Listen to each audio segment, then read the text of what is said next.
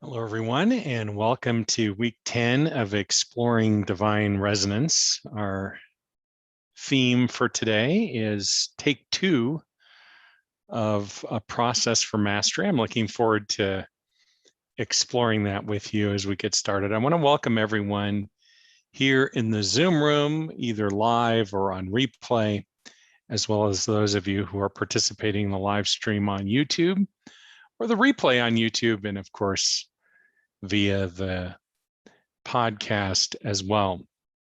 If you're not in the Zoom room and you'd like to be, you can join us. It's free. You can go to exploringdivineresonance.com and just add your name and email address.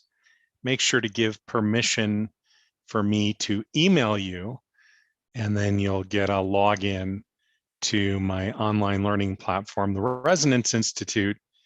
And next week, you'll be able to participate in the Zoom room, which includes all sorts of different goodies, including being able to download each segment of each class on video, audio, the transcripts, study guides, and more.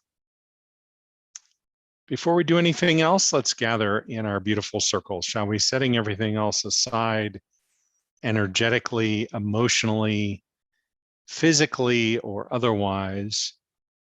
As always, please don't operate a motor vehicle or heavy equipment of any sort during this or any time we gather. It's not safe to do so. May fall out. You never know when that'll happen, or drop out, or go to sleep. People have lots of different ways of referring to it. And even more than that, it's really powerful to give yourself the gift of your own presence. With your eyes closed, then breathing in and out through the nostrils, palms to the sky, if all of that's comfortable for you, finding the place energetically that resonates most for you in this circle. Deep breath in and hold.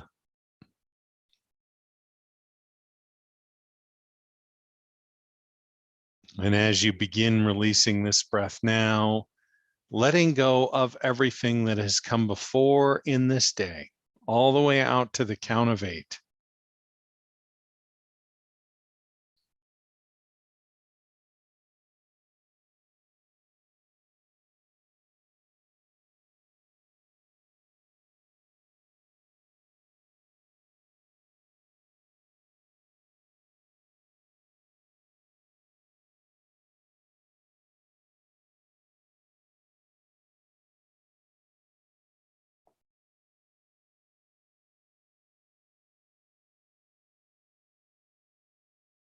Another deep breath in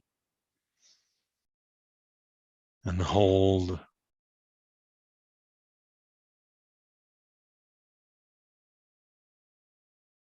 And as you begin releasing this breath now, letting go of everything that has come before since we last gathered. And if this is your first time, since the first of the year, all the way out to the count of 8.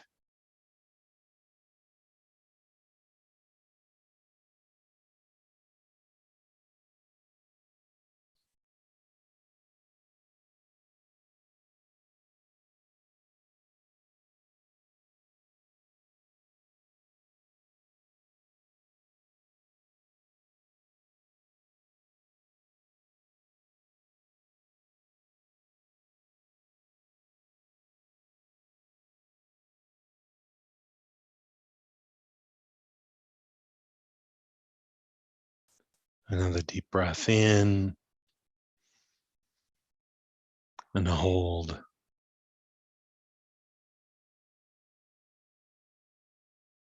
As you begin releasing this breath now, letting go of everything that has come before since you were born, all the way out to the count of 8. Head, heart, and hips.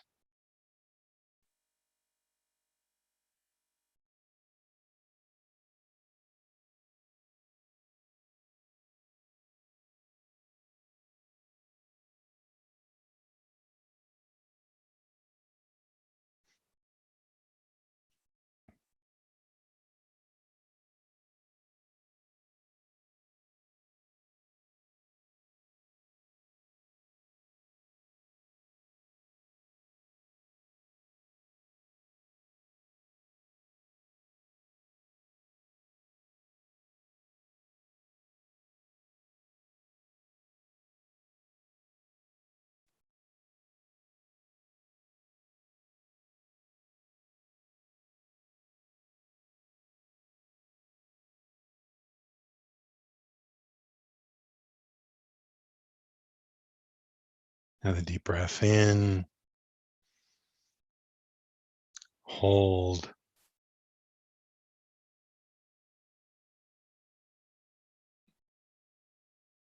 and as you begin releasing this breath now, letting go of everything that has come before since the inception of your soul, all the way out to the count of 8. Head, heart, hips, mystery.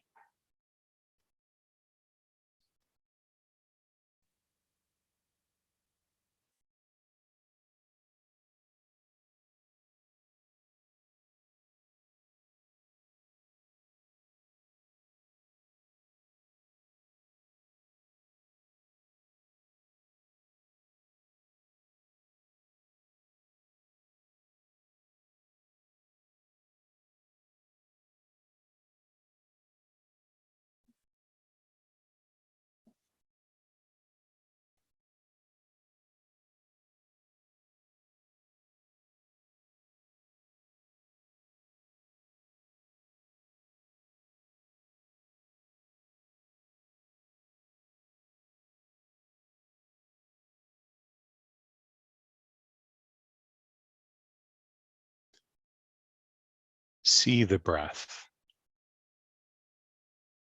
The breath is becoming you, and you are becoming the breath. Be the breath.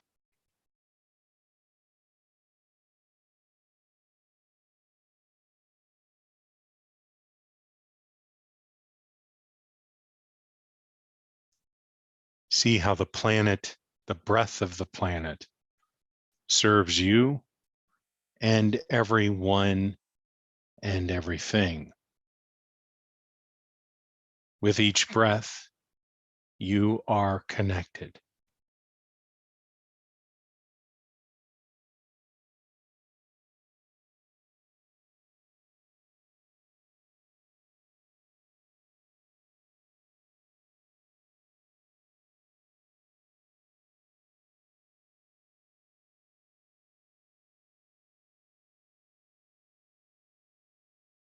The breath of the planet becomes the breath of the cosmos.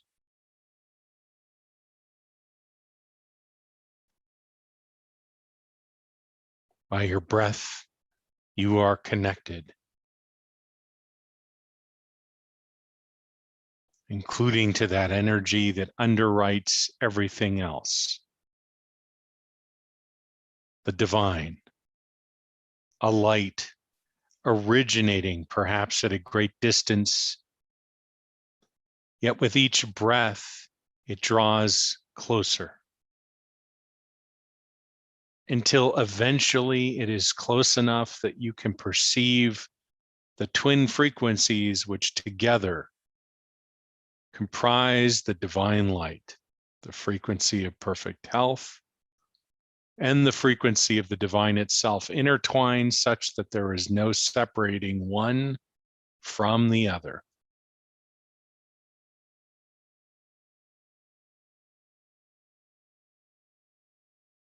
Eventually connecting in on every level of your being, known and unknown, perhaps initially at your nostrils and then instantly. The invitation extended to each of the smallest aspects of you. Come, return to your natural state of alignment and resonance. The artifacts of dissonance appearing to fall and gather at that universal drain. For whatever remains in separation, I invite you to remove the universal plug. I'll do the same. The divine is becoming you, and you are becoming the divine.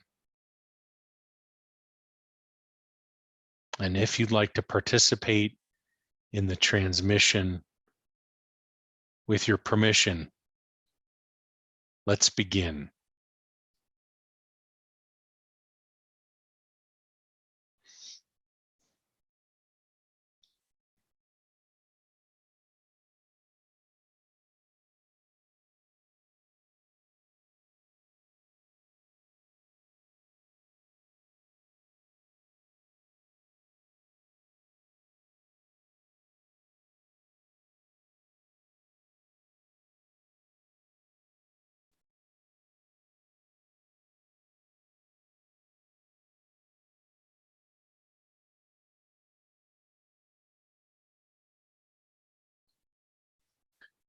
I'm interested in exploring with you the linkage or the process of moving from an unconscious engagement in a cycle to a conscious engagement in the same cycle through different, let's say, techniques or strategies.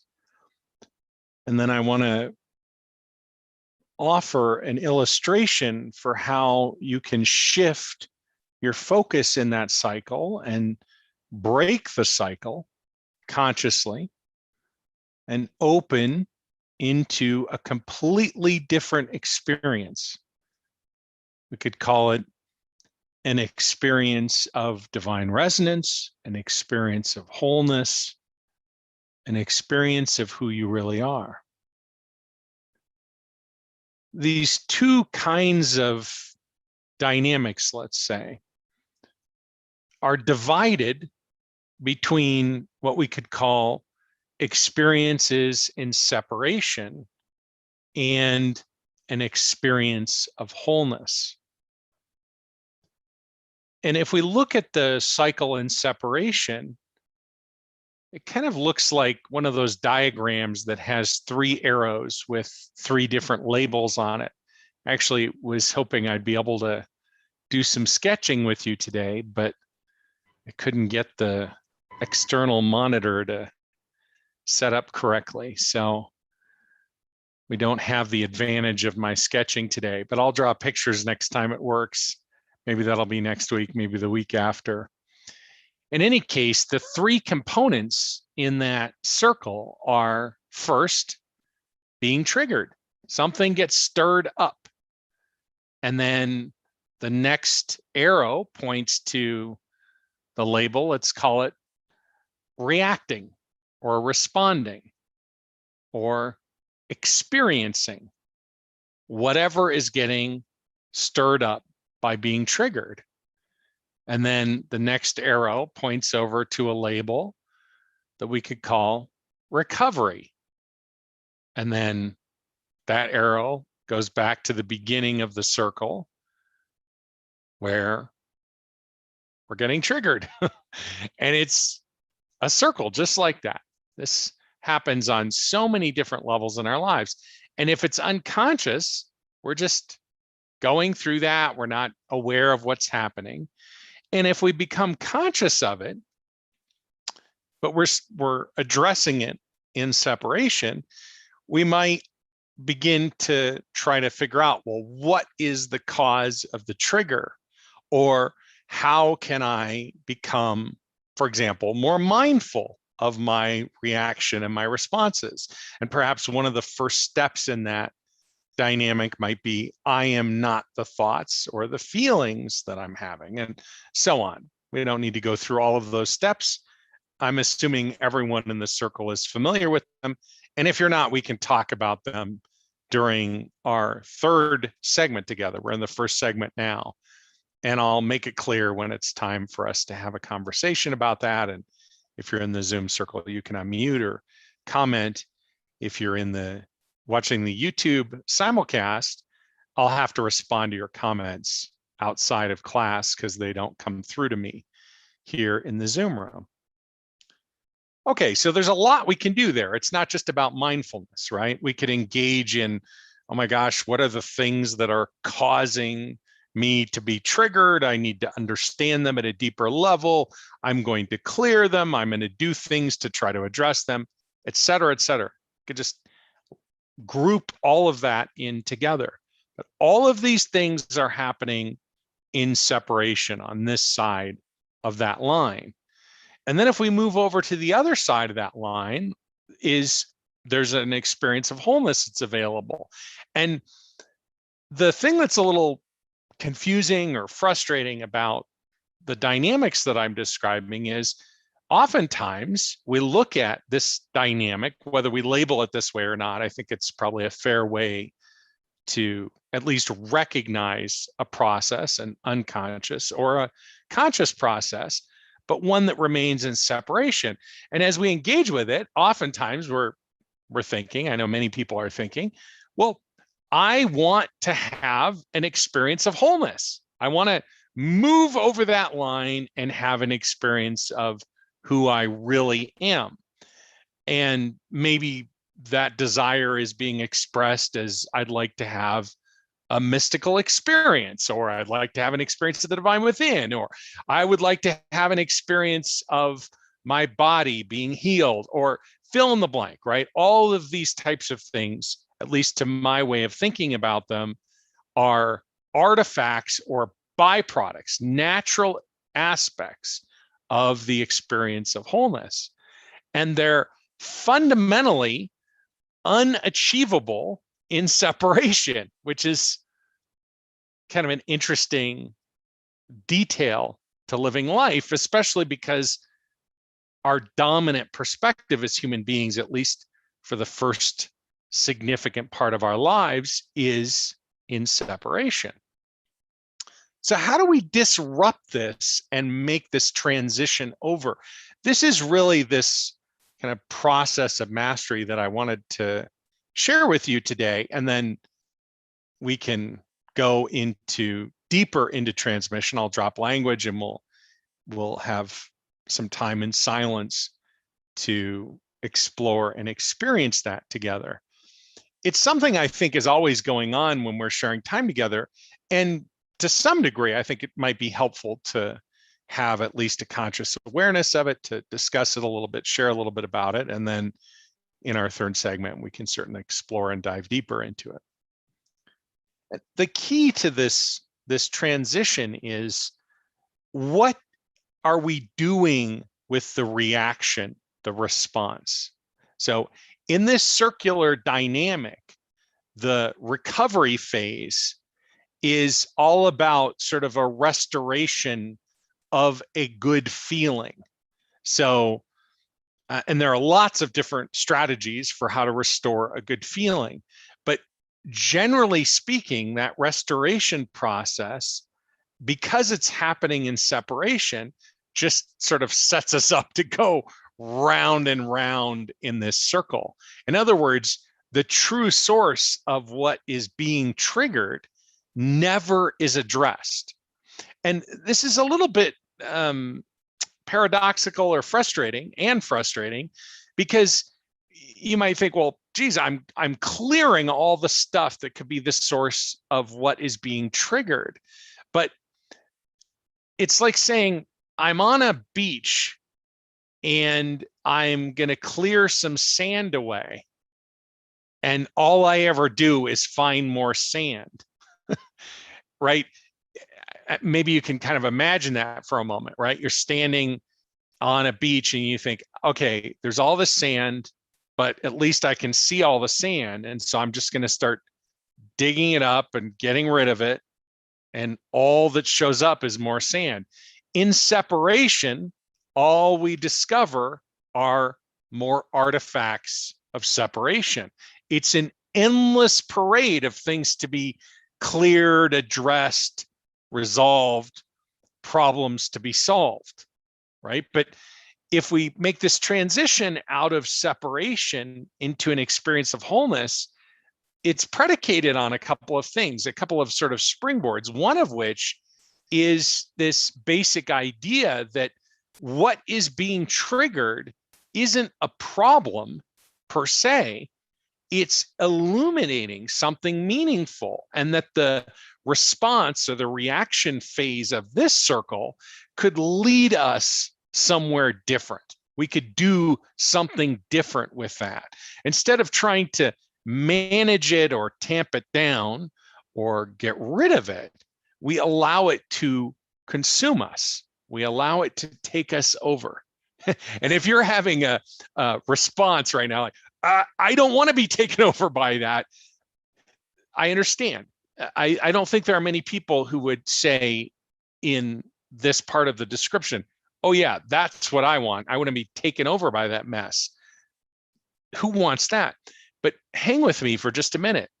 If we allow it to be taken over in combination with an embodiment, a soul embodiment practice, what we're doing is opening up to a visceral experience of divine presence. And that divine presence is like a bonfire. It burns up, it consumes, it transmutes the noise, the dissonance. So instead of being stuck in separation and moving into recovery, we shift into wholeness. We move over into a deeper experience of who we are. I want to see if I can't introduce one more image with just my hands here. I'm going to try to describe it and draw it with my finger in the air, and then I'll close my eyes and see if there's anything else to talk about here. But if you want to just open your eyes for a moment. So this circle, if in fact they've been closed, this circle is moving round and round, right? In a circle, right? But if we think about this dynamic energetically in the body, it looks like this. It looks like here I am in a disembodied or a triggered response, and my soul disembodies. It moves up towards the crown, or maybe even a little bit above the crown, and then I'm in reaction, right? Maybe I'm angry or whatever the emotion, the noise is. I could be in physical discomfort. And then at some point, there's a recovery. As my soul begins to descend, I move into a more resonant dynamic. And then something is triggered and boop, I disembody, and then I'm in that reactive dynamic. And so this circle of these things, triggered, reaction, recovery, energetically looks like triggered, reaction, recovery. So it's like this. But the challenge is, if I keep moving into a disembodied dynamic, then I'm never moving to a deeper experience of who I am, which if the soul is embodied, and there's a continuum here, but let's just talk about it in broad language to sort of make it easy. I'm not trying to point to a polarity or a binary dynamic. You're embodied, you're disembodied. It's more of this continuum, right? But in an embodied dynamic, I'm opening to and experiencing more completely my wholeness. And one of the aspects of my wholeness is divine presence. And I'm trying to use first person here because I don't want to be saying, well, then you're disembodied and you, right? But the reality is, I'm just illustrating this with myself. Maybe that makes it easier for you to think about it in terms of what's going on in your life. But if it's more resonant for you, you can just substitute yourself in. I'm just talking about the aspect of me that is expressing as you, right? So really what I'm saying is, you could think of it as we or you or I. It's all the same. In the disembodied dynamic, in the recovery, in the triggered dynamic. And what's getting triggered, just because my chest is still on camera, I'm trying to use this as an example. What's being triggered is something that is either represented by this aspect of my body or maybe literally held within it. Could be some trauma held in that part of the body. Or if trauma sounds too sort of dramatic, if the language sounds too drama oriented, we could just think of it as something that is incomplete, an experience that is incomplete. And here's another way to think of it: an aspect of your whole self that is still being held in separation. So another way of consciously engaging in this circle is the recognition, as I descend, as I come to an experience of who I am, all that I am is enlivened, including those aspects of me that are incomplete and still held in separation. Once they're complete, they are transmuted. And now, once I integrate them, I experience them as an aspect of my wholeness. So as I move across that line into the experience of wholeness, the process for that is transmutation. So if we come back to this process of mastery, you could think of it as stuff gets stirred up. There's a process for transmuting. And then there's a process for integrating that aspect of the wholeness, or receiving or expressing now the more complete experience of wholeness. But I want to put this little caveat on. When I say that out loud, I hear myself saying it and I think, oh, but let's be clear. The whole self is what it is. It does not need to be cajoled or pushed along. We don't have to try to manage it. Or when I say it is expressed, I don't mean you need to grab the reins and have it be something. The whole self is being what it is. It's sort of like the idea that we have to tell God what to do, or the divine, or whatever name for the nameless one resonates most for you. We don't need to do that, though. I mean, in one stage of consciousness, we do from one perspective, and that perspective makes a lot of sense. But as we integrate, as we move to a deeper experience of who we are, we get to set that aside. We don't have to worry about telling or commanding or holding intention or having that direction in our expression. Instead, we have this opportunity to open up more completely to that wholeness and allow that to express. Sort of the opposite of the great many efforts that have been engaged in up to that point. All right, let me just summarize again real quick before we make our shift into deeper transmission and I drop language here. So unconsciously, right, there's triggered, there's reaction, and then there's recovery. And then at some point we become conscious of it, and then we play with it, we try to work with it and have that become something different. And then there's maybe a third phase, you could say, a conscious way of interacting with this dynamic that leaves, that departs the container of separation.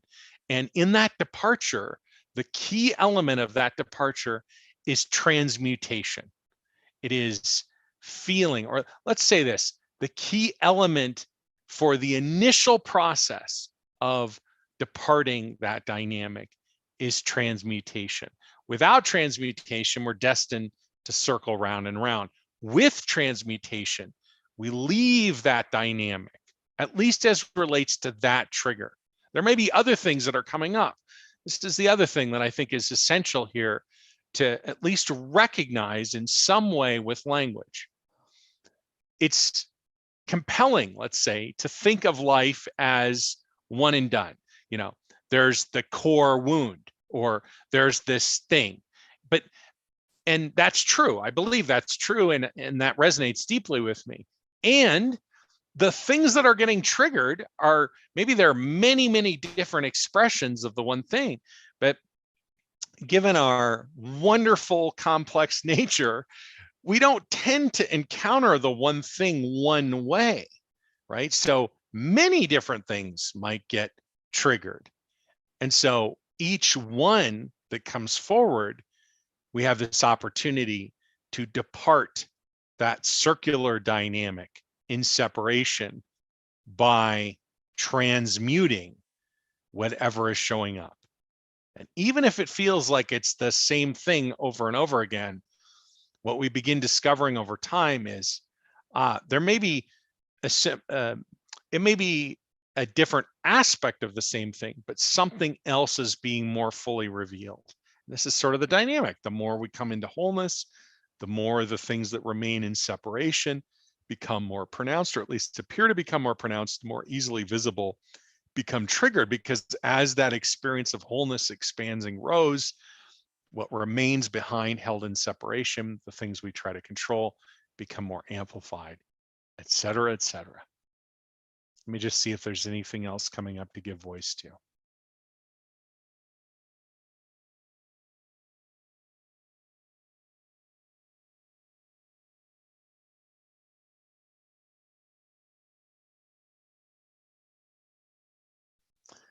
I just want to dig in a little bit on the language piece here. Maybe it's just a function of how I perceive the perceptual lens through which I encounter the world, but these the words that I'm about to say are examples of things that don't particularly resonate with me, because at least to my perceptual view, these linguistic deposits appear to reinforce separation, at least from my perspective. You can see if this is true for you. Transmutation stands apart from the language I'm about to share with you because it speaks to something profoundly different than these other words do. Even though we might have an experience of one of these words, we might think, oh, I've moved beyond, I've transcended the thing that was triggering me. I think if we think about that, we haven't moved beyond it. We've allowed the gift of that experience to be received, to be integrated. And the key part of that was not to transcend it, it was to transmute it. In the same way, there's a lot of language, it's been here for a long, long time, around things like we're ascending. This language, again, it doesn't particularly resonate with me. We're not moving above the human condition. I think we're descending, right? It feels to me like we're moving deeper into our humanity as we transmute, as we allow ourselves to feel more fully. This is why I tend not to use this kind of language, and try to bring it up in a very respectful way, because I'm not interested in getting into a linguistic battle. The words don't matter that much, right? At the point when we're having a discussion about which word is the most appropriate thing and maybe getting into a debate about it, we've probably lost our way a little bit. And I just want to offer this by way of contrast. If you think about or become aware at some point, oh, it's interesting. We're not talking about ascending. We're not talking about transcending. We're talking about transmuting the dissonance, which is really just the wholeness that you are blossoming or being delivered through the vehicle and context of separation. Okay, I think that's it for words for this, our first segment for this, our 10th installment in exploring divine resonance. Give me just a moment. Oh, I will say this, if you are concluding with this part of our time together in this transmission, I invite you to return the universal plug, knowing the transmission will come to a close. Otherwise, let's continue on.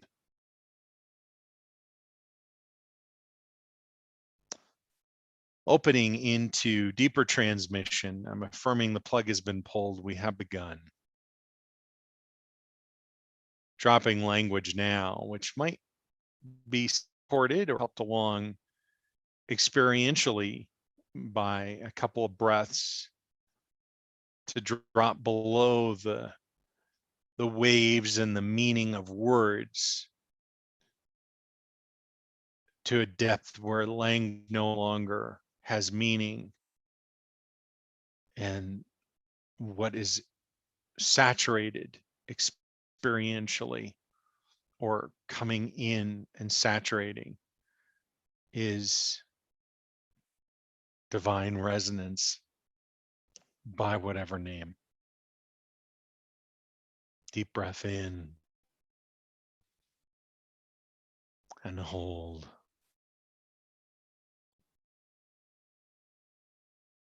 And as you release this breath, let go of language. Let go of the context of what has come before.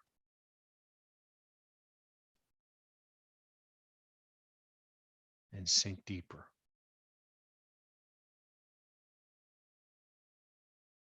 And with it, if you like, feel fully whatever is coming up, that it may be transmuted as I witness you as you really are in your embodied state.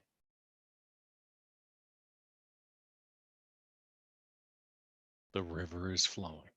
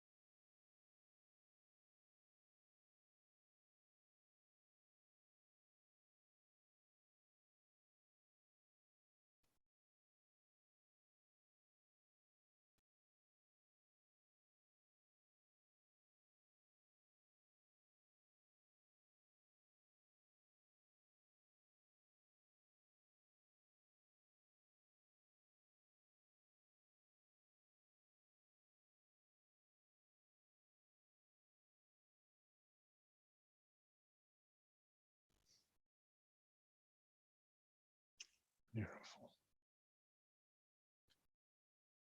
If you're concluding with this part of the transmission, I invite you to return the universal plug, knowing the transmission will come to a close.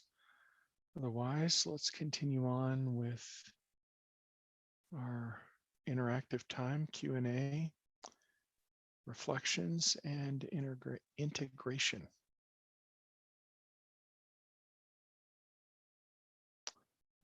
Opening into our third and final segment, it's integration, interaction, as in questions, reflections.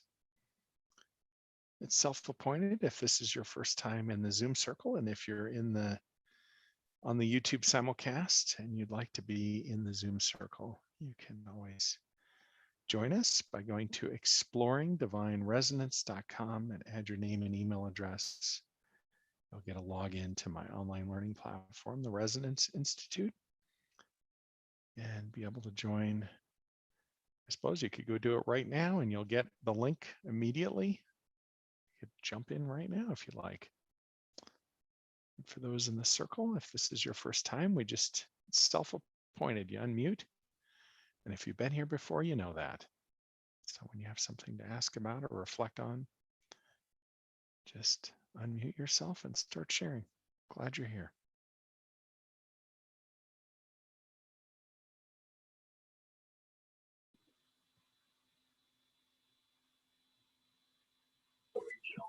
Hi, Ken. I'm here. Hi, Brian. Hi. I'm curious more about how you talked about, embodying for the whole, the wholeness experience. And we seem to have sort of when we drop into trauma or we encounter something that we don't want to feel or experience, how we unembody, it seems to be kind of an automatic response. I know you've talked about that before, like when our soul encounters trauma, it sort of backs off automatically.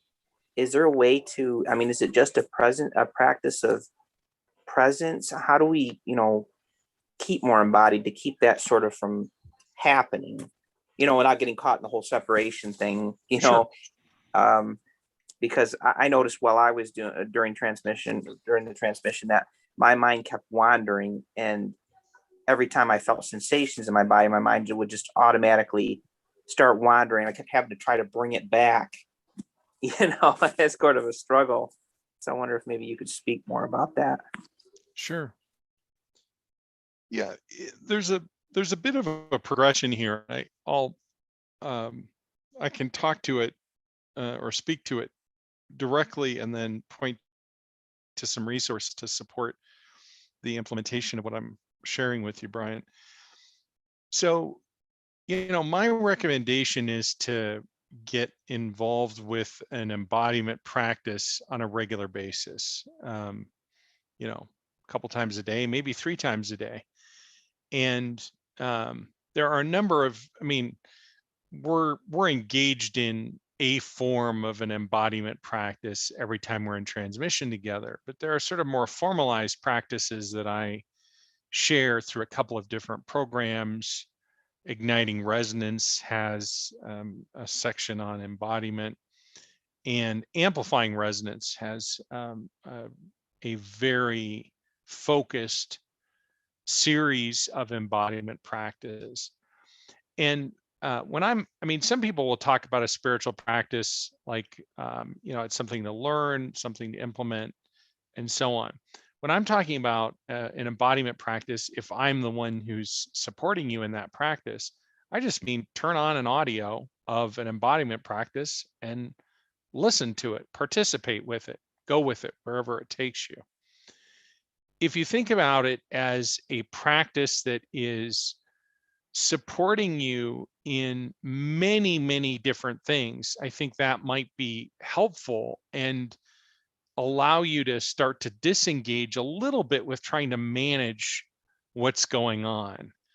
I tend to encourage just being present with whatever is, including the mind running, because ultimately, as we embody at a deeper level, the feeling, the heart center, and the mind, the thinking center, subordinate naturally to being presence. And the process of subordination doesn't require that we sort of bring it to heel, so to speak. It's not like we're sitting there trying to, you know, whip the mind into submission or something like that. It just sort of, it does its own thing.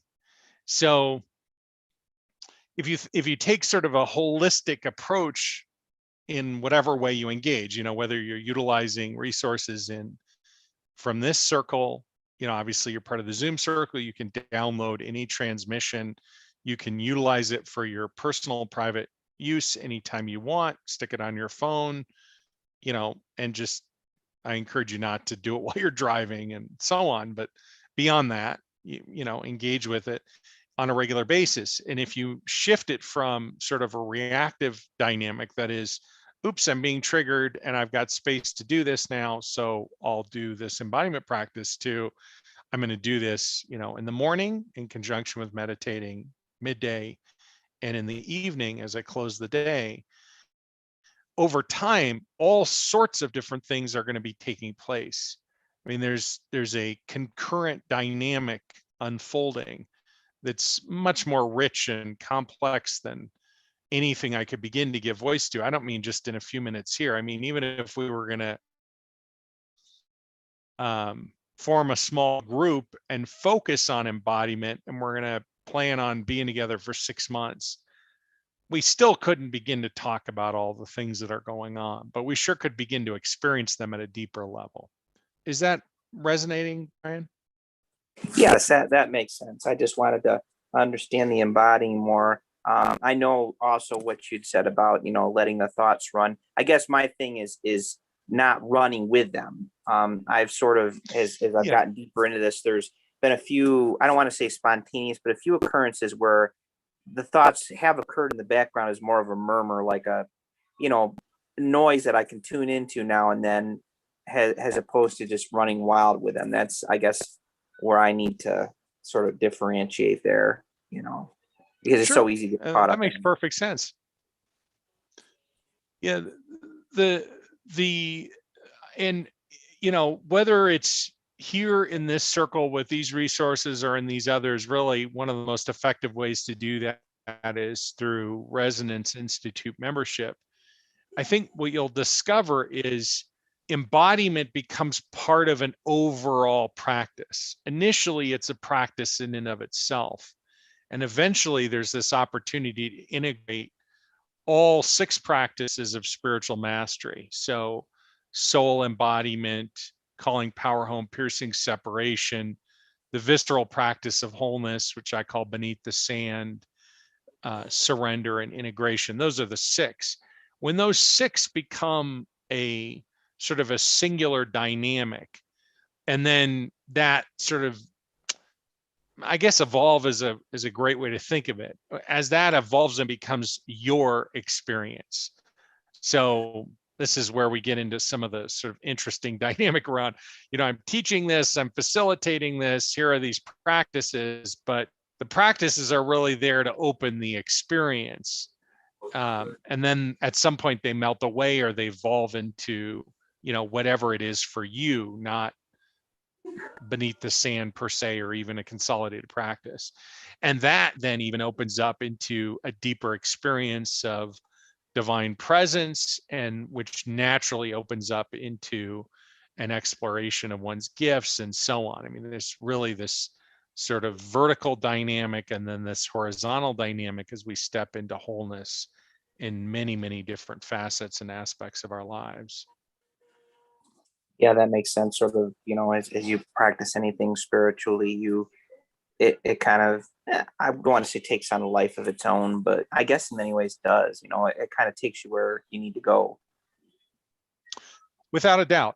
You know, I tried to delineate between the two just for the sake of discussing it in the way that I perceive it. So, you know, one aspect or one a set of practices I refer to as spiritual mastery, and a second set of practices I refer to as spiritual messenger mastery. But really, spiritual messenger mastery is built on the foundation of spiritual mastery, and spiritual messenger mastery relates to opening up to one's gifts or divine expression as you, and then into message and mission and so on. And all of these things are part of the same breath, if you want to think of it that way. Right. Right. Thank you, Ken. Yeah, beautiful, Brian. Thank you. Appreciate your participation and presence, and the question today. Glad you're here. Hi, Ken. Hi, Susan. I would appreciate your input. I find that I get more out of your perspective on an actual event than on the theory.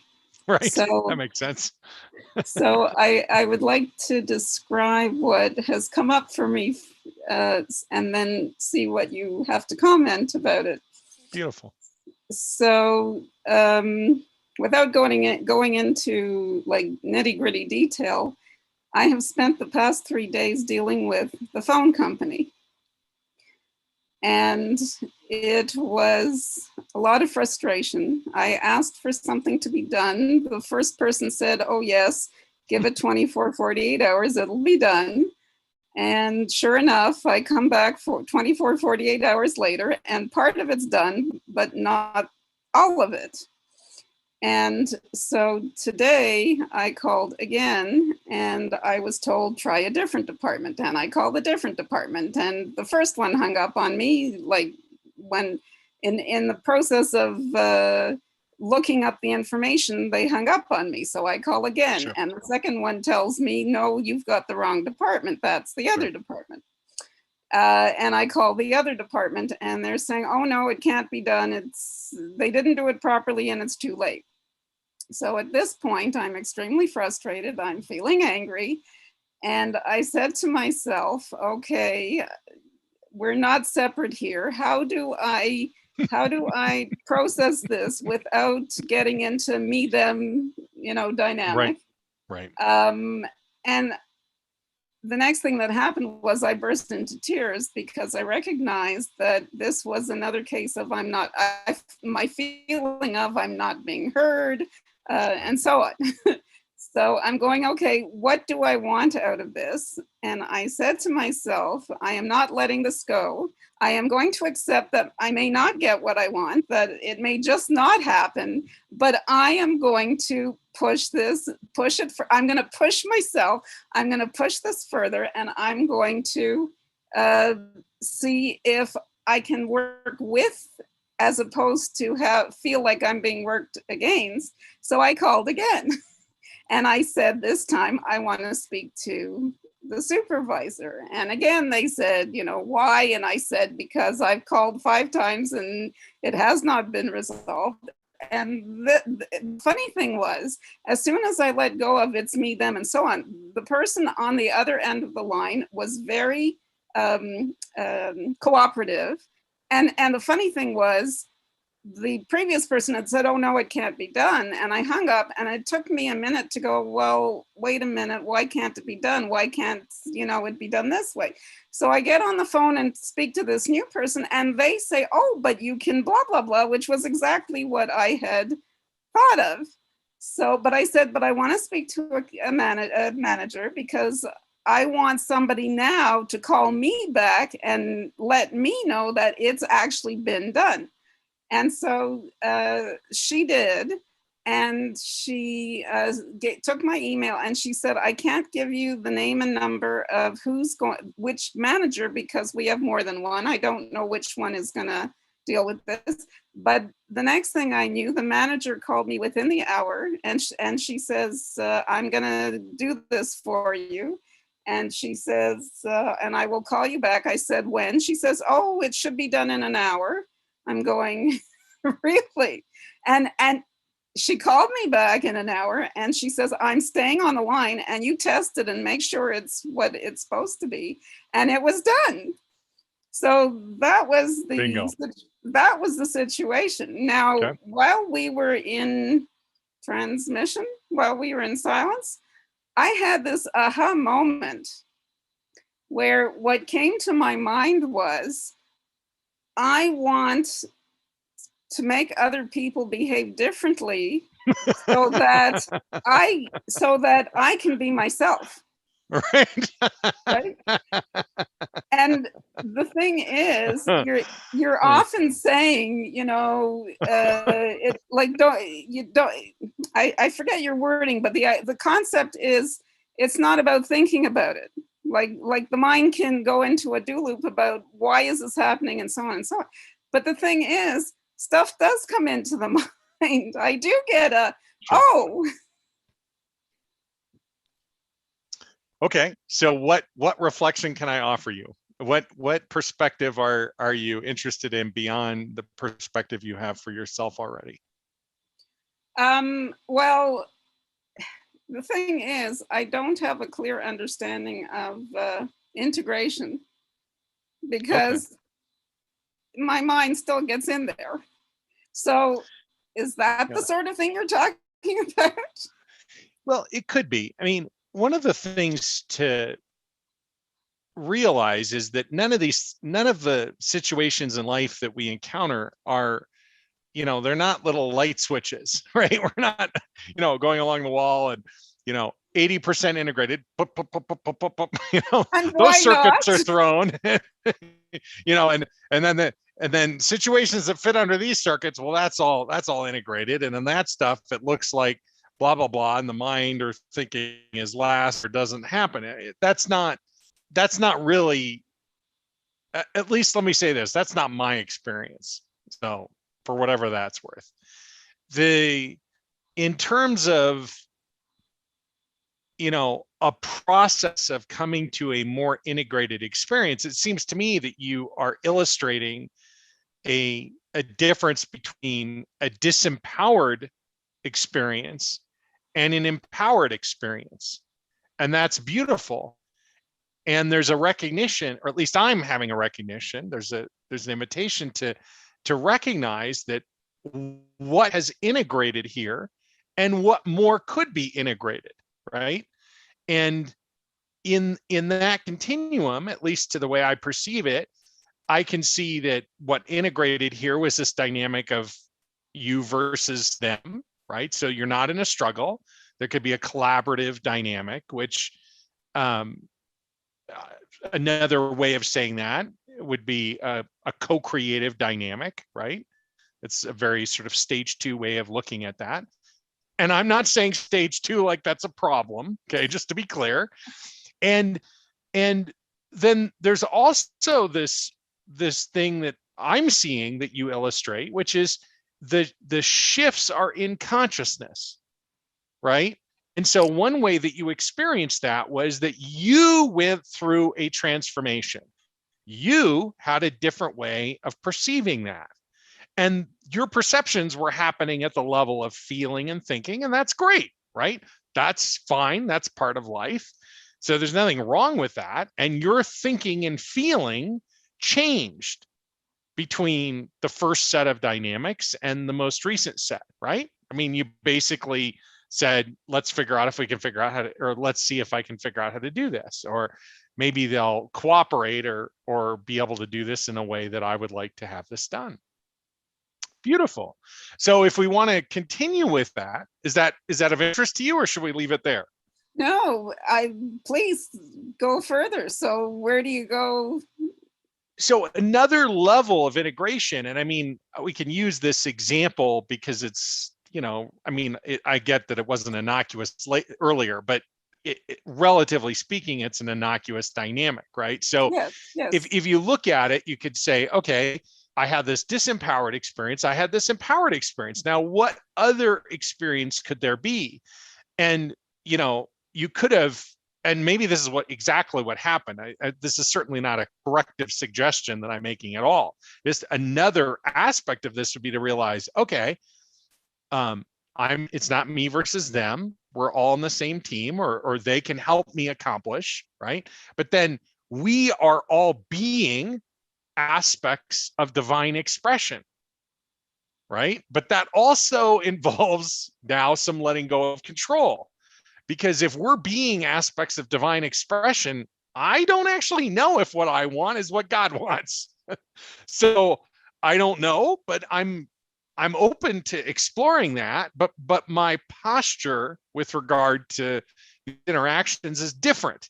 So I might call back in, but I'm not going to call back in until all of that is integrated in consciousness. So if I'm in your shoes, or if I'm aware of the aspect of me expressing as you, the way I'm thinking about it is something like, well, okay, so all these people and me, we're all in the phone company and all these things. These are just all aspects of the same divine tree. We're just all capillaries in, in this expression. We're aspects of this whole. And so I realize I have this agenda. I want these things done. And this may or may not actually be in alignment with divine will. But rather than trying to solve for that, I'm just going to try to open up until I come to a being experience of that perspective. And maybe it takes me 2 minutes, maybe it takes me 2 hours, maybe it takes me 2 weeks, 2 years, I don't know. But when I am in that consciousness, now I start interacting. And maybe that consciousness alone resolves everything. And I'll give you an example of this. It's a simple illustration. So in the past, I've done small group immersion programs that are advanced programs. So they're beyond the, igniting resonance, amplifying resonance, embodying resonance series. They're beyond spiritual messenger mastery and embodied messenger mastery. So they're for people who have graduated from that series. They're inevitably, people are consciously aware that they're embodied messengers. And maybe we're coming together in a small group of 4 to 6 people. And in the past, at least, they've happened in audio only virtual dynamics. So we'll all be phoned in to the conference line together. And every once in a while, somebody will get on a choppy line. Their voice is getting interrupted. And inevitably they might say, well, let me just call back in and see if it'll be better. And I'll say, wait, hold on a second. Because all of this is in consciousness. So what we're getting is feedback about noise somewhere. So let's just sit for a minute and get clear. And then we all are silent. And we're going through a process of coming into a more embodied space, which we've practiced for probably a couple of years through all these different programs, or coming into witnessing presence, or da. We sit for a few minutes, and then I'll say, okay. And I can feel when that happens. I mean, one of the things, but I'm also, everyone in the group is having their version of feeling experience, right? So for me, it's hands and feet and blah, blah, blah, all the ways that I'm intuitively aware and so on. But in the group, we're sitting together, everyone's line is open. So I might say, so just sound off when you are experiencing resonance. And so ding, ding, ding. And then the person who's had the choppy line, okay, now, and then I'll say, okay, great. Now start talking again. Everything's clean. The line's not choppy anymore. Everything is in consciousness first. And if we attempt to do things that are not in consciousness, not embodied or integrated in consciousness, then we tend to experience it in resistance. We have, right? And so there are lots of different layers of this. And this can open up to any aspect. And actually it is part of every aspect of our lives. How's that for a deeper reflection, Susan? I love it. And by the way, I don't know if it's just me, but you're coming in a little bit choppy. It's great. Okay, there you go. How wonderful to illustrate the point. Let's sit together for a moment, Susan, and get clear.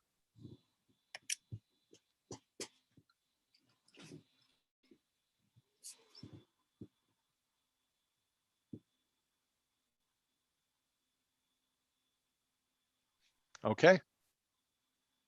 Is it clear? It seems to be. There you go. Thank you. Thank you, Susan. Glad you're here.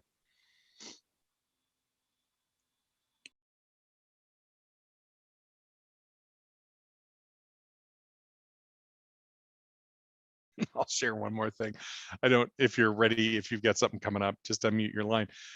One of the transmissions that I do weekly is in the sanctuary, which until the Resonance Institute membership was just exclusively for people who had graduated from Foundations of Spiritual Mastery 1 and or Amplifying Resonance.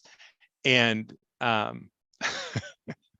inevitably, that's an audio only transmission, and it always has been. I mean, maybe it'll always be. And I wait for the countdown timer goes down on the webcast, and then it'll tell me when it's live, and then I want to reset it so I can see to make sure that the recording is set up to be long enough. I mean, these are all things that I'm doing, but I just like to make sure that that's true.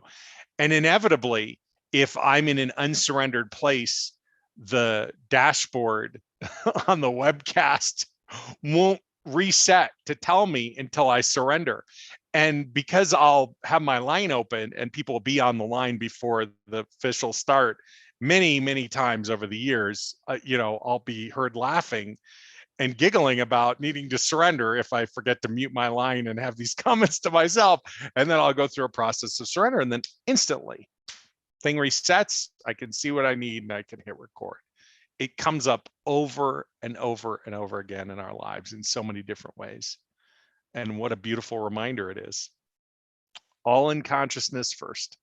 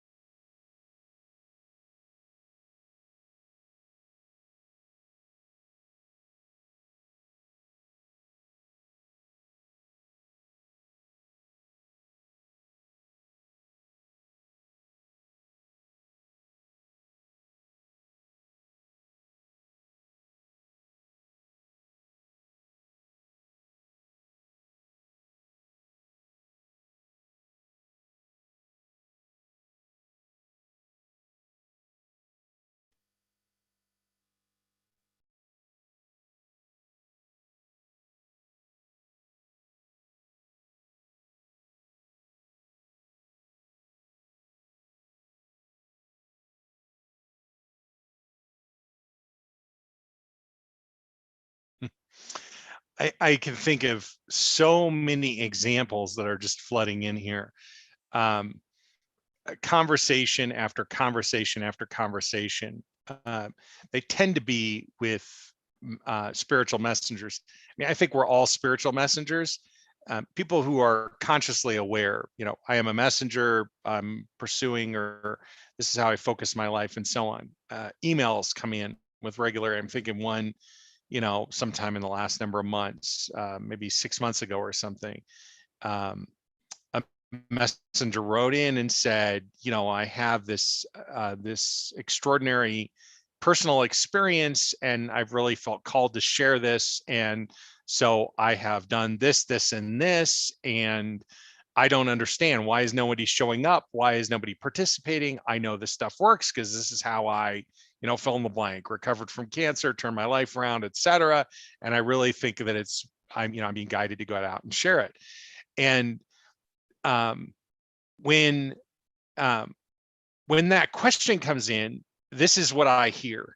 I hear, I'm clear, but no one is connecting with it yet. And what do I need to do differently? And generally that question is being asked as, how do I connect with the people I'm meant to connect with?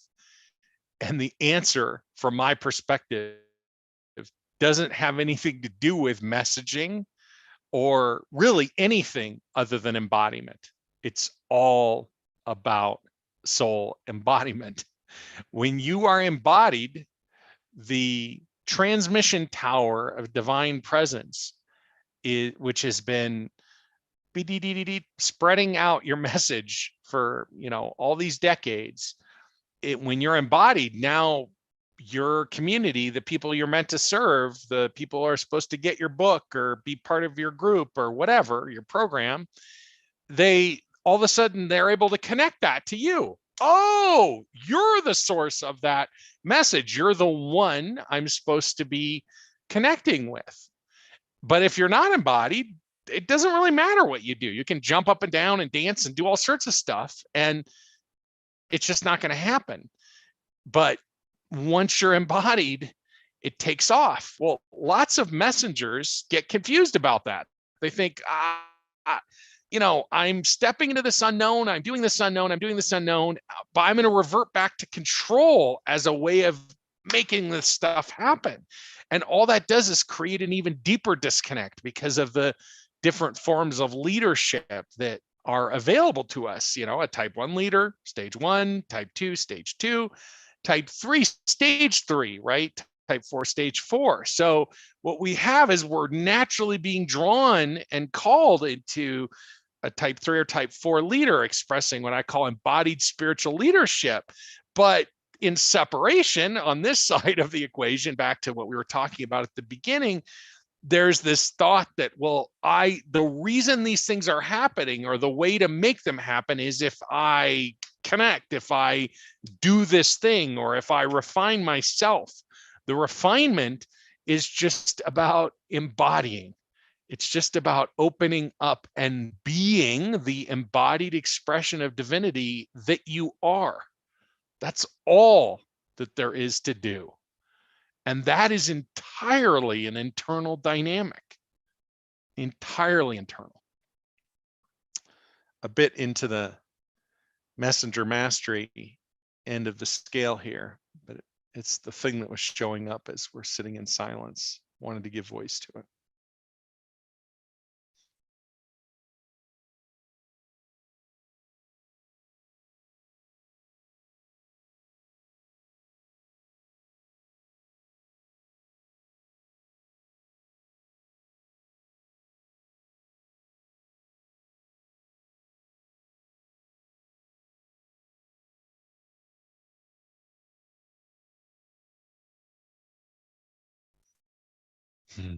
It's beautiful to sit together and resonate and sink in and integrate more. And my mouth is buzzing a little bit. If there's anything else coming up, anything else to reflect on or give voice to or ask about, this is the time to do it before we wrap up for today.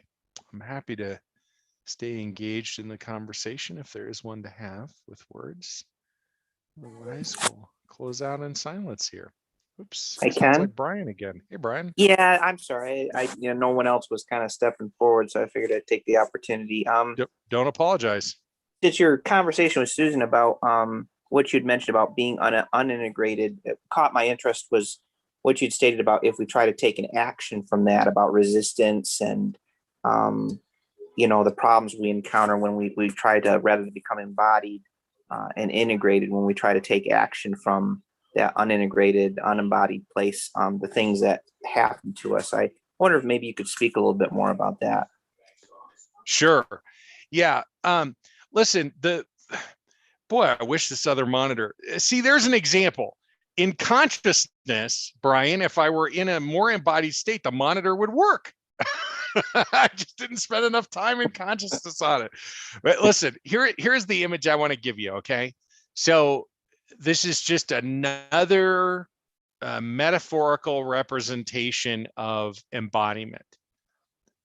So it's the sailboat, the mast and the sails is the mind, the hull, the deck, what most people would think of as the boat, the bulk of the boat, that's the heart, and the keel, which extends below the hull. It's the counterweight that extends down, very far down. The keel is the hips. These are the embodiment analogs. So it's clear, right? If you're just embodied in the mind, mast can't do much. Thinking, in other words, on its own doesn't do much to address the winds of challenge or opportunity at life. You put a mast out and sails out in the ocean, it falls over, nothing happens. You put a boat with a mast out, but the keel's not dropped. It looks like it's armed to do what it needs to do, but then the winds of opportunity or challenge blow and the thing capsizes. And it's not until we're embodied in the hips. So one quick summary of that is to say there's no traction. Without being embodied, there's no traction. And you can apply that on any level. There's no traction. Well, when doesn't that apply, Ken? There is no dynamic where that doesn't apply. It's universal. Take any situation. You're embodied versus you're disembodied. No traction, no resonance, no experience of connection, on and on and on. A disembodied dynamic tends to lead to a more anxious, can lead to, a lower energy, feeling sort of persistently like your batteries aren't being recharged physically and so on. But an embodied dynamic, it's interesting because an embodied dynamic can lead to some of the same because of integration, but integration always is a changing thing. If you're in a static, in other words, stuck, no traction, disembodiment. You could toss me more details if you want me to talk about it more. But I mean, it's funny because there's the sort of cliche, to a hammer, everything's a nail. So, okay, so what's the hammer here? Maybe the hammer is me thinking everything's about soul embodiment. Okay, guilty. I still have yet to see a situation where soul embodiment wasn't the first step. I've never, ever run into a dynamic where soul embodiment didn't support somebody in making a substantial shift, either deeper into resonance or clearing dissonance. So, I mean, in the past, I've done resonance experiments and people will get on and I'll say, whatever's coming up, let's talk about it. And they'll say, here's what's going on in my life. Da, da, da, da, da. Can you help me understand? What do I need to do? Soul embodiment. It's like I'm a broken record. Soul embodiment. It's not that I'm not present with what's going on with the individual. I'm not looking at it energetically with them, but I'm just saying, inevitably, it's an embodiment question. Always, always, always, always. Is this helping, Brian? Yes, it's one of those concepts that you put out there. I asked a little more clarification because it's one of those things that you say that, it hits me on deeper levels that I can't really understand or conceptualize, but I thought I'd get a little more clarity about it. It's one of those things that'll come to light, sooner or later, but it does make sense. I mean, you've mentioned that being tired, and it's like lately I've had more energy than I've ever had, and I really shouldn't, honestly, but I do. But if I try to utilize that energy for things that, like you said, just things I think I should do, they wear me down pretty quickly. Yep. And it goes away. But if I do something that intuitively I think I should do or whatever, it seems to refuel itself. It's like it doesn't really dissipate. It's just like, okay, what's the next thing I can do? Right. Yeah, it makes sense. It's just one of them things that's leveling up. I'm more understanding more. You just Well, so we can move this even into another dimensional dynamic. Like I'm remembering years ago, there was a well-known spiritual messenger who'd been referred by a friend, and she called me up and she's like, can you give me some ideas about what happens when people work with you? And I said, well, I mean, it's sort of difficult to give you catch-alls, but let me just close my eyes and I'll just start blablanching and let's see what comes out. And so I just started kind of tuning into all the kind of feedback that people had said. And I was like, well, okay, so there's more time in the week. And she's like, stop. Before I could say anything, she's like, there's more time? I'm I'm like, oh yeah, there's depth. She's like, how does that work? And I'm like, well, here's the thing. We think time is operating like this, like it's just a function of something that's ticking off. But actually, time, or our relationship with time, is a function of consciousness. And when we're in a more embodied state, something totally different starts happening in terms of our relationship with time. And you're asking for feedback. I actually have heard it from the person who referred you, and she's like, she has more time in her day to get stuff done. No wonder she gets so much stuff done. And I was like, yeah. And she's like, you think that's a function of these sessions? And I'm like, look, I'm just telling you what she's telling me. I mean, that's a pretty grandiose claim. She's like, done. You're hired. Let's start sessions immediately. And lo and behold, right, there's the journey. There's the sort of the prototypical journey once we begin focusing in a more conscious way on what's showing up. And a huge part of that is what we've been talking about, the process of transmutation. And what does that lead to? Deeper experiences of wholeness, which cue up new opportunities for surrender. Once we start moving through that and actually engaging more fully, lo and behold, these other dimensions start opening up for us. Additional aspects of who we are, additional resources in conjunction with wholeness. All of these things start happening. And they're not a function of sitting down and trying to dream them up or imagine or project or hold intention or anything like that. And once we actually begin experiencing that, it's like we've stepped into a different dimension of reality or something like that. And I guess in some way we have, but really, at least to my view, what we've done is we've shifted from a dynamic dominated in separation to a dynamic dominated in wholeness. And a huge part of that starts and ends and continues with embodiment. Yeah, like I said, I've struggled with resistance. Everybody, in spirituality, tell you, if resistance is something that, you need to overcome or whatever, you need to push through. And it's like, no, to me, it's more like the walls of a maze. They're kind of guiding you. It's there for a reason. And if there's resistance, it's kind of like, it's something that needs to be looked at as to why maybe you're not really in alignment, kind of like procrastination. Maybe you're not really in alignment with what you're doing or what you should be doing. And it is amazing. We do seem to have more time when we focus on things that we have that energy for, where we're guided towards. It's all a process. Like I said, it's so many different levels to it, but I think it's opened more doors for me anyways. Beautiful, Brian. Thank you. Yeah, thank you. So Ken, you just brought up another question. Okay, very good, Susan. So the ongoing issue that I've been dealing with is probate.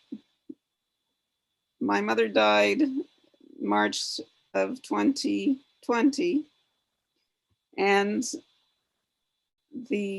because of COVID, it's like everything's in limbo, nothing's moving. And so I'm going through, okay, it'll take as long as it takes. It's, it's not up to me. It's just gonna, and then the mind is going, oh my God, how long is this gonna take? And then it's like, oh, well, just let it be, let it go. And then it's, oh, but how long will this go on? So it's like back and forth between, well, just let it be, it doesn't matter anyway, and but so what do I do with that? So this is going to come as a shocking development to you, Susan. I'm going to start talking about transmutation. So here's the thing. Notice the polarity. The polarity is it's this or it's this, right? And in these two things, we think I'm suffering or I'm not. But there's all the space in between. And the space in between is the meat. There's the goodness. Or if you're vegetarian, it's the vegetables, right? And the point is, that's where the work is. This passing it off to it'll be what it's going to be, it's a little bit like a bypass. It's like saying, I'm going to shift legs and it'll be more comfortable to stand on the other leg because that one hasn't had the weight of my body on it. So I'll be over there and then that gets uncomfortable. So I stand over here, but then I get antsy. And so anytime you have that dynamic, the question I would invite you to explore is, what is underneath the space between? There's something to be felt there. And who knows what it is? I mean, I don't know, right? But you can get to it if you allow yourself to be present. And if you do that in combination with being witnessed, through the ways that we're talking about here, at least the things that I can suggest or offer that I'm familiar with that are going to be supportive from an embodiment standpoint, then you have the transmutation dynamic going on. And if you drop the idea of trying to process to understand, then you've made a really powerful step towards wholeness, because the whole dynamic of understanding is really just an artifact of separation. Knowing, intellectual knowing and understanding, or really not just intellectual knowing, but it's the a priori and a posteriori versions of knowledge, Kant's sort of delineation between these two forms. That those expressions of knowledge, at least to my view, are reinforced and grow and persist in separation, but don't really exist in a dynamic of wholeness. So if you can just get straight to the emotion and let that open up, and maybe the door is in the frustration of why isn't this changing, and who knows, maybe there's grief around your mother's transition, or I don't know what. I don't even want to, I mean, that's the thing. The point of not processing and getting to emotion is bypassing having to figure out why or what, and just being it. And the minute you get there, you just start, expanding. The motion here is, if it's this big, you move closer till it's this big, and then you do this until whoop, it comes over me, and then I feel it, and this is interminable. I can't, and then you stop all resistance. Just let it wash through you, or let it consume you. Let it take up resonance in you. Be with it. And then if it starts to fade, amplify it again and again and again and again. And what you'll discover eventually, once it's transmuted, is that time disappears. Time itself is an artifact of separation. It's an illusion. So impatience is a artifact of something coming up from separation to be attended to. How's that, Susan?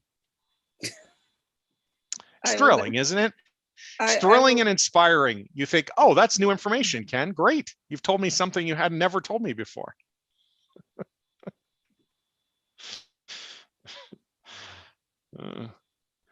I remember I worked with a number of authors at one point, still do with some, but it was like this group of authors all had a similar challenge related to the books going well, or public speaking or whatever, and some anxiety around public speaking and so on. And so the question was, okay, how do I overcome this? And I said, well, we're going to practice embodiment.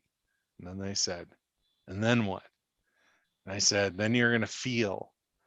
And they're like, okay, fine, I get it. I'm feeling and I'm embodying. Then what? I'm like, then you're going to practice embodiment. And they're like, and then what? I'm like, rinse and repeat, rinse and repeat.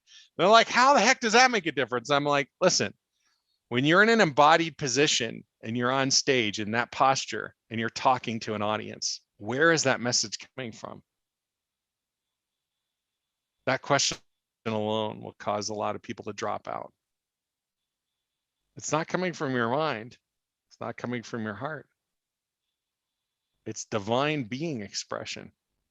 You're off the hook.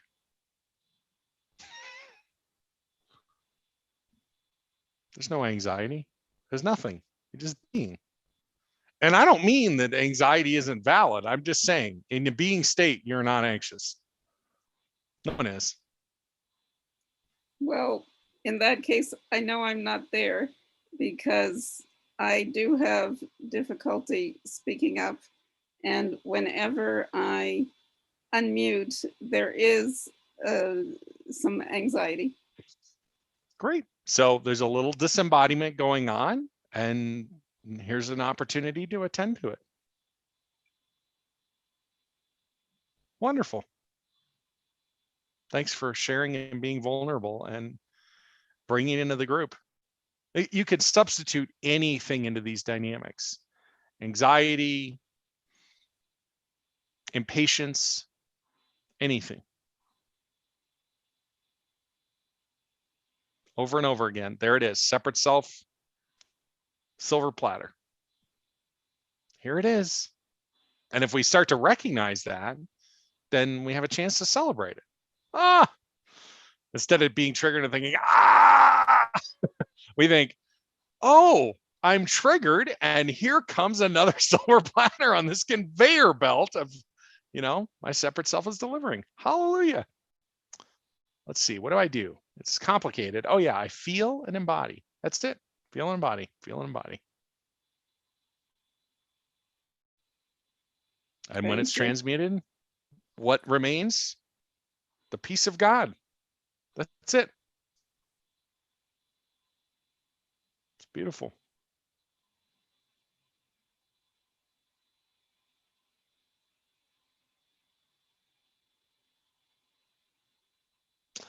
And whether you're in the circle here in the Zoom room or on YouTube or on a replay or something, and you're thinking, oh, well, that sounds great for Susan's example or the question Brian was asking or, but you know what? It covers everything, every single thing.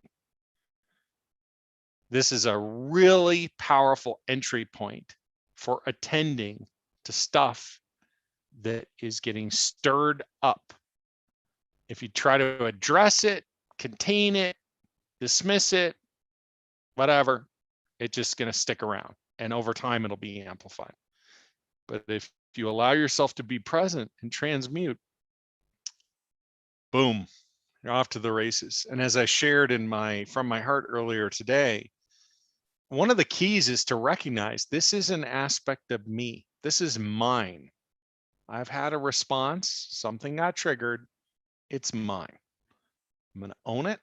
I'm going to feel whatever there is to feel. I'm going to receive that gift. Beautiful. Anything else showing up here to reflect on or ask about before we wrap up for today?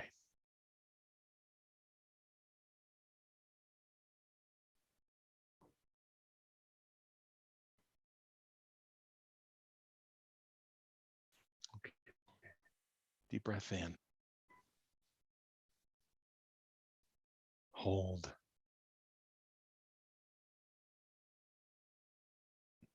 Release.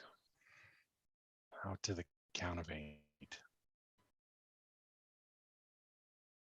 Submerge. Back to depth again. Underneath the thinking and the feeling is being. And in being is peace.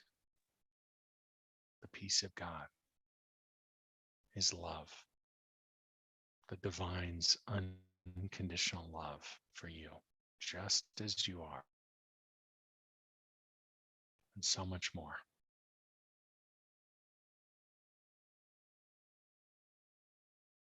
I invite you to return the universal plug. I'll do the same as I bring the transmission for today to a close. Deep gratitude as always for this opportunity to sit, to explore, to resonate, to be with you. Thank you for making yourself part of this circle and for the opportunity to share time in this way. Until we're together again very soon. Peace.